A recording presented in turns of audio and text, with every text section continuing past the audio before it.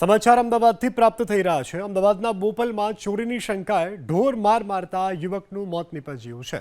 ઇન્દ્રવદન નામના શખ્સ પર શંકા હતી કે તેણે લોખંડના પાઇપની ચોરી કરી અને જેની કેતન પટેલ, કદર પટેલ અને સુભાષ પટેલ નામના શખ્સોએ ઇન્દ્રવદનને ઢોર માર માર્યો। બાદમાં તેને બોપલ પોલીસ સ્ટેશન લઈ જવાયો, જ્યાં ઇન્દ્રવદનની તબિયત લથડતા તેને સારવાર માટે સાણંદના આરોગ્ય કેન્દ્ર ખાતે લઈ જવાયો હતો, જ્યાં તેનું મોત થતાં સમગ્ર મામલે પોલીસે માર મારનાર 3 શખ્સોની અટકાયત કરી છે।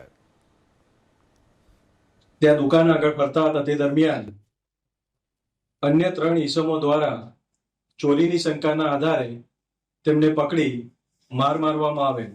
તેમની તબિયત અચાનક બગડતા અત્રે પોલીસ સ્ટેશનેથી CHC સાણંદ ખાતે સારવાર ખાતું લઈ જવામાં આવેલ, જ્યાં સારવાર દરમિયાન ડોક્ટરશ્રીએ તેમને મરણ જાહેર કરવામાં આવેલ છે।